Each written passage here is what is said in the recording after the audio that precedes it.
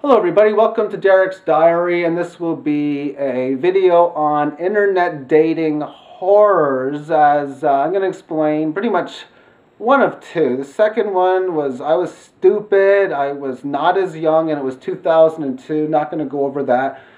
In 1997 I was younger, in my very early 20s, and the internet was pretty much brand new, at least as we know it today.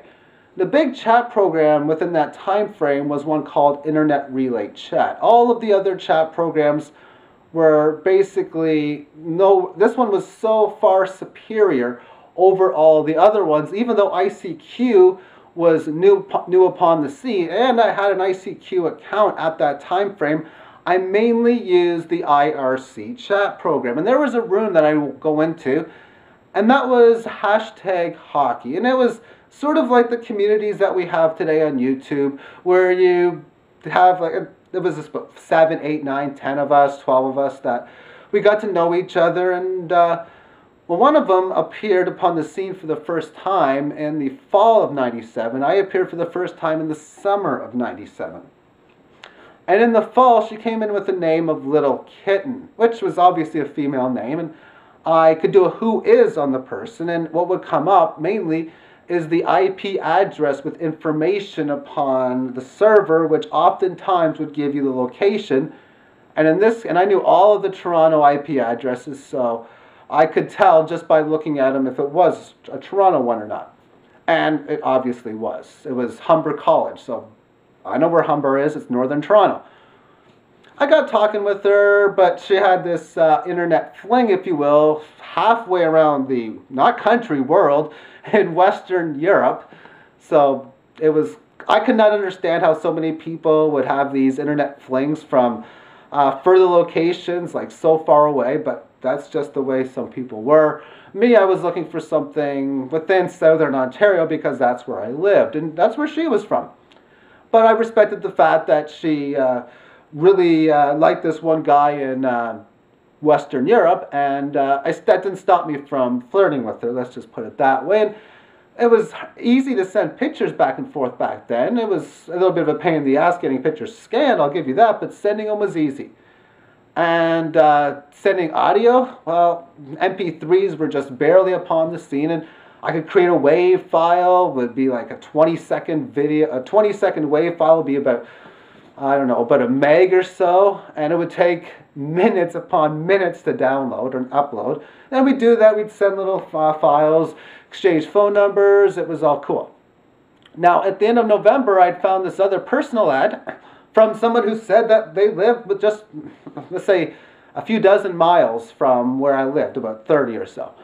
And I sent a message, she replied back that said, right now I'm in Texas, but I'll be coming back to your area, or to the area, and right before Christmas. Okay, that's fine. And we started talking, and basically we got along very well. And what's interesting is with the internet, you could really find people out really well, and a lot of things that you were shy to say, maybe you might not be as shy on the internet, and it was brand new, at least for that time. And I don't know how people do it today, because I don't even try it, but we got along fairly well. Now, on the middle part of December, I had to see a doctor in Toronto early in the morning one day. So I figured, well, why don't I just give this person a call and see if she wants to end up hanging out that night. I can come over that night, and obviously I have my intentions. I'm kind of hoping she has the exact same ones. It's pretty obvious, I think, what those intentions happen to be, and those intentions got fulfilled. It was quite magnificent because the chemistry that I had was something I never felt before, and really, for that matter, never felt again. And it was so amazing. Obviously, I don't think she shared the same ones I did, but it was so magnificent. The night after everything was done, she ended up going on the internet. Basically, I think she told her mom what happened, which was a little freaky, but she was really, really open with her mom, even to the point when we got off of the subway to go onto the bus, she called her mom, and boom, she puts her mom on she gives me the phone, and I talked to her mom for a little bit, which I was quite frankly okay with. And now that I'm thinking, she did tell her mom, but not that night. She went on the internet and talked to the friends of the community, and that was so cool, because I'm like, man, I'm bragging about this whole deal. This is so cool. And it's bedtime. It's like 3, 4 in the morning. I gotta get up at like 6:30. I'm not gonna get much sleep, but I mean, this is awesome. She wants to sleep on the floor. It's just a tiny solo bed. And I'm thinking, hey, you know what? Why don't we just sleep in the same bed together? It was an awesome night. And so I leave that morning, go to my doctor's. When I'm done the doctor's, I give her a call again. And she talks to me saying, oh, I heard the song Pink from Aerosmith, and that song reminded me of you. So to this day, that song still has special meaning to me. So I end up going back, and I'm still really flirting with this girl that's coming into our area. And Christmas comes by, and she's here, and well, we get along. Now, the chemistry is not the same as it was with this previous girl, and however, we still have some fun, basically. Now, it's New Year's Eve of that year, and basically we've had, at the time we haven't had any sex at this point, but it was all foreplay, oral, that kind of stuff. However, on that night we were pretty much planning on it, informally speaking, and this may sound sick and a little bit graphic, but it's the only way I can explain it. Basically, you're laying on top of her. This has never happened before. It has never happened since, and that is, I accidentally go inside of her. Meaning, I'm just laying on top of her. I mean, this has never happened before. And at that time, I'm like, okay, wait a second here. And I'm freaked out about sex because I'm a little freaked out about the diseases that come up. Just a little. But what freaks me out the most is getting somebody pregnant. So I'm like, okay, gotta use a condom. And she really didn't like that at the time, at all. Now, I don't even think that we did anything else since then. In fact, she wouldn't cuddle anymore, nothing like that. And it was confusing me, to say the least. As the days would go on, she kept on giving me the cold shoulder, and I couldn't understand it. And she had this one friend that was older. Now, she said at the time, this is like a father figure to her. And I trusted her for that matter. And I went over to talk to her. She's like, oh, no, don't, go watch Frasier or whatever. And I knew something was up. But I'm a genius. I know exactly I got every log file of everything on this IRC chat saved. And she probably doesn't know this. So I'm just going to let her do what she does, and I'll just read this log file. And if everything's fine, then whatever. And you might say, well, that's an invasion of privacy. Well, I knew something was going on, and I wanted to figure this out. And this is something I normally wouldn't do, but sometimes there's exceptions to the rule. So basically, she ends up going home. I end up looking at the log file, and apparently this guy, who was apparently her father figure, and the age where he could have been her father, 30 or so years older, was from Ohio. And apparently they had this huge little fling going, like big time little fling. I mean, there's just no denying it after I read what I happened to read. So I basically continued giving, well, she gave me the cold shoulder. I pretty much just ignored her.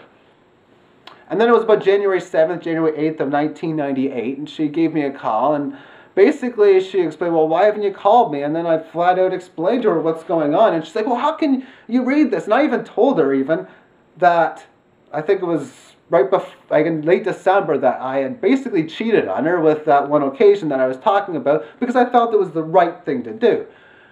And but then I see what's going on here, and I'm thinking, did she really want to get pregnant from me? Because what makes sense? Obviously, she wanted to have sex, but not with a condom, though, and that was really odd. And I never figured out within the chat if maybe the guy couldn't have kids anymore or anything. Yeah, that would be my guess, that she wanted to use somebody, and she wanted to use me to get pregnant, which is what I thought. So I'm glad to this day that that's all that happened. And since that phone call, I've never talked to her since, and I'm glad that I've never talked to her. Therefore, the days move on, and it's now middle of January, and the Denver Broncos have just defeated, I think it was the Jets or somebody, to go to the Super Bowl. And at the same time, this other girl that I was talking with, who had great chemistry, she had severe problems with the guy up in Western Europe. And Well, she was mentioning to me about that before when I was there. And I thought, well, let's get a hold of her again. Now, she was in school in Toronto, but she couldn't make it past her first semester, and she had to move back with her parents in Niagara Falls, which was a little further, and it was another $25 train ticket, which I didn't care. So I asked her, well, what do you want to do for the Super Bowl? I can come down, maybe we can go to a nice little place, and we can spend the weekend together. After all, you already told your mom that we had sex, so, I mean, that's not going to be so hard. And from what I've known about your parents, and I talked to your mom now on IRC, I've now talked to your mom back and forth now then. She's on the internet too, so we get along pretty good. Why don't I just go down there and we can have some fun? Okay, so she agrees to it. The Super Bowl's on a Sunday, so I put my train ticket in for Friday and return Monday morning. So I can spend the whole weekend with her. This is going to be so awesome. And it was an amazing weekend. Now, obviously, she wasn't into the whole sexual activities like she was the first time, which worked out fine. I think a lot of it was because it was hard for her to handle it, and I could really notice that. But before the Super Bowl, the Friday, the Saturday, the Sunday leading up to it, we basically, as friends, just had a good time. We go around town, we listen to some Our Lady Peace, watch some movies, and just do, let's say, some flirting, and maybe some hardcore flirting, but no sex. And we made a little wager on the Super Bowl. I'm a Broncos fan, and she really wasn't a Packers fan, but because I'm cheering for the Broncos, she'd cheer for the Packers, which was awesome. So make a bet. Whoever wins gets to do whatever they want that night, which to me I thought was kind of cruel. So after the game was over, we ended up going back to her place, and it's nighttime, and she's basically playing a video game, Diablo. And it's in the basement. I'm just sitting there, and I could tell that she didn't want to go through with it, which I totally had the respect for, because there's no way that I could ever do any type of activities like this where she didn't want to, basically. And but I was patient, and basically we ended up going to her room, and basically I'm sleeping in her room with her mom and dad there. This in itself is freaky in itself, but we didn't sleep that night. When the morning came into play, it was what was it? I think, well, I had a plane ticket train ticket at like 6 something in the morning. Her dad goes to wake us up, and I didn't hear the entry. Basically, he sees me on top of her, and neither one of us have clothes on. So I'm freaked out here. I'm totally freaked out here, because he's got to give me a ride to the train station. Just him and me, and I'm freaked out. This is this little girl here, and I'm like totally freaked out. So he gives me a ride to the train station. I'm freaked out that he's going to give me a big punch in the face or something.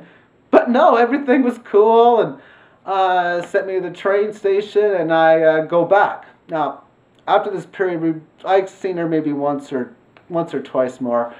That was about it. I invited her actual friend to a different wedding. I wanted to invite her first. She didn't take it, so her friend accepted it, because I bought her a train ticket to come to me. She didn't take it, her friend did, and whatever. But I ended up having about 10 years of trying to get over her, and that's pretty much the only experiences that I had with her. And even when I was with other women, I still couldn't get over her. But I think in the mid-2000s is when I actually did. Well, that's my horror story, so I'm just basically documenting this. So I figure YouTube's a major encyclopedia of videos, so I'm just adding to the encyclopedia of my history. And if you're doing any type of internet dating, definitely